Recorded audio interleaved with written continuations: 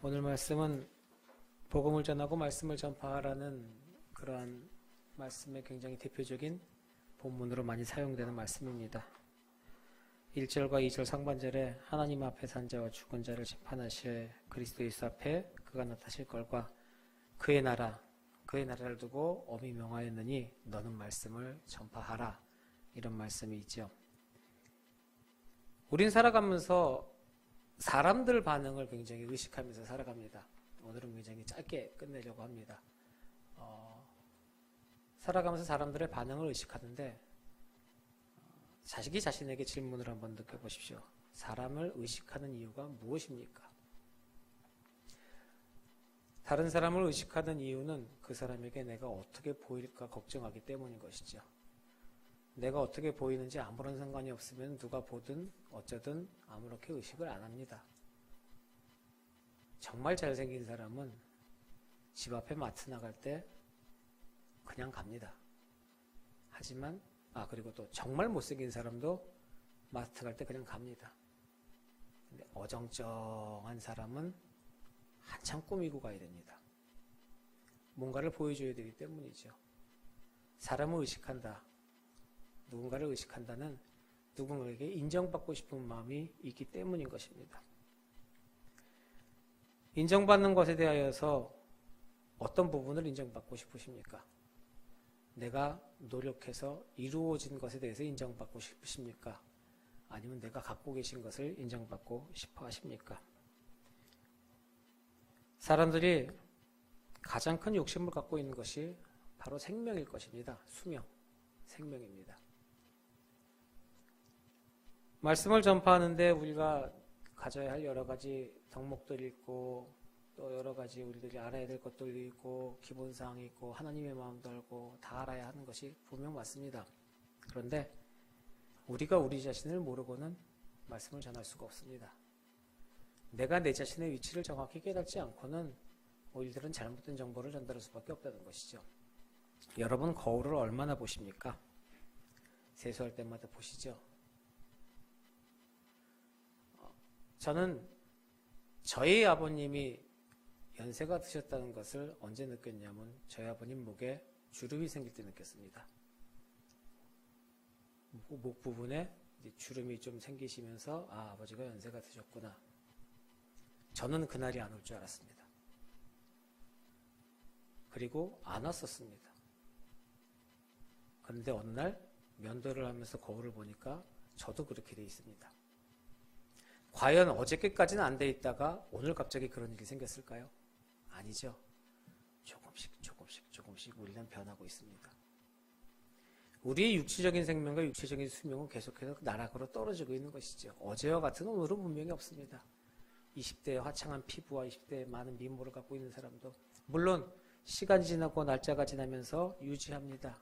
돈이라는 물질이 있고 여러 가지로 보습을 하고 이러면 되겠지. 하지만 아름답게 늙어가는 모습만큼 아름다운 것은 없습니다. 그런데 어느 순간 내가 내 자리에서 급격하게 노화된 모습을 바라봤을 때 다가오는 자괴감은 굉장히 크죠. 죄도 마찬가지입니다. 매일매일 죄 속에서 우리가 살아가는 것들 느끼지 못합니다. 어느 순간 바라봤을 때 이미 너무나도 멀어져서 돌이킬 수 없는 상황까지 이르는 경우가 많이 있습니다. 복음 전파도 마찬가지입니다. 내일, 다음에, 이따가 그러다 보면은 내가 품고 있는 영혼은 이미 이 땅에 없는 경우도 있습니다. 또한 내가 복음을 전할 수 없는 상황이 돼버리고 말죠. 다른 사람 기준으로 생각을 해서 수많은 대상들에게 복음을 전한다고 하지만 내가 언제까지 말할 수 있을지 모릅니다. 생명을 갖고 논하진 않겠습니다. 내가 언제까지 볼 수 있을지도 모릅니다. 특별한 병이나 사고가 나야 시력을 상실하는 것도 아니고 어느 날 갑자기 아침에 일어났는데 눈이 뿌옇고 병원 갔더니 실명입니다. 이래도 할 말 없는 겁니다. 수많은 사건과 사고 속에서 우리를 지키시고 보호하시는 주님께서 왜 우리를 보호하시고 이 땅에 내어주신지의 기본적인 생각을 하고 우리에게 맡겨진 소명과 사명을 알 때 진정 말씀을 전파할 수 있지 않겠습니까? 필리핀 일루일루 지역의 단기 선교 비전 트립을 떠나면서 가볍게 말씀 하나를 나누고 출발하려고 합니다. 복음을 전하라, 말씀을 전파하라. 내가 가서 티칭으로 가르쳐라는 분명히 아닐 것입니다.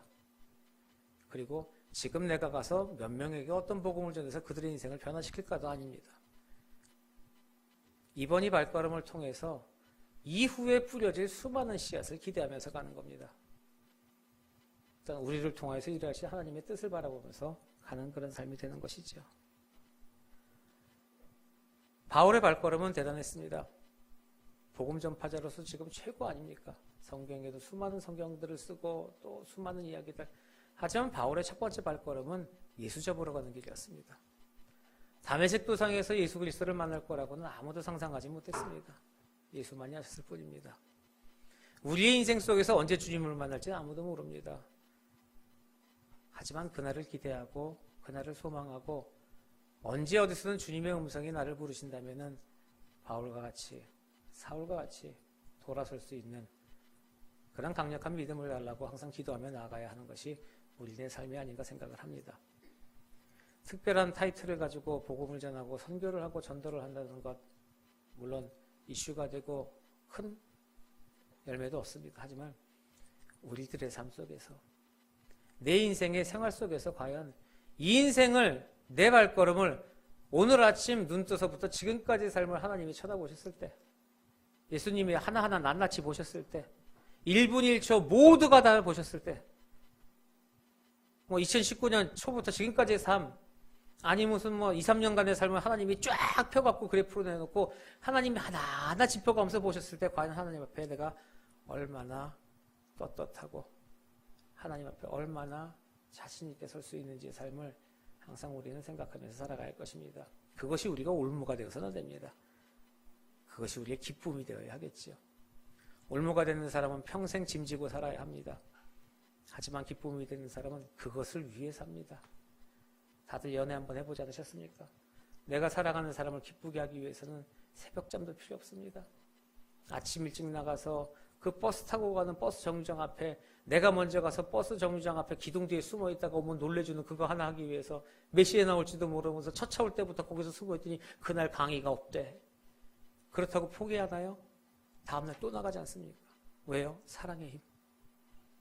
우리가 진정 주님을 사랑한다면 우리의 마음속에 그 사랑이 있다면 주님께서 기뻐하시는 일이라면 뭐든지 찾아하는 게 즐겁지 않겠습니까? 그런 기쁜 마음으로 예배 자리에 나오는 것이고 그런 기쁜 마음으로 복음을 전하는 것입니다. 자원해서 자진해서 누가 등 떠밀어서가 아닌 그러기 위하여서는 내가 주님을 사랑해야 한다는 것이죠. 사랑하는 성도 여러분, 하루하루의 삶 속에서 주님께 뭘 원하고 계십니까? 주시옵소서의 신앙입니까? 받으시옵소서의 신앙입니까? 이제는 받으시옵소서의 신앙으로 주시옵소서는 안 주면 삐지지만은 받으시옵소서는 내가 드리면 됩니다. 기쁨으로 드리는, 기쁨으로 자원하는, 어떤 기쁨으로 모든 일을 감당할 수 있는 정말 숨 쉴 수 있는 시간과 사랑하는 사람들을 주고 가족들을 허락하시고 수많은 동역자를 주심을 감사할 수 있는 그런 강력한 믿음의 성도로서 맡겨진 소명과 사명에 최선을 다하는 그것의 경중을 따지는 것이 아니라 그것이 주님의 일이고 주님이 기뻐하시는 일이기에 내가 최선을 다하고 내가 그것을 향해서 달려갈 수 있는 그런 즐거운 마음으로 모든 사역을 감당하면서 아름다운 신앙생활을 하실 수 있는 믿음의 성도들 되시길 주님의 이름으로 축원합니다. 기도하겠습니다.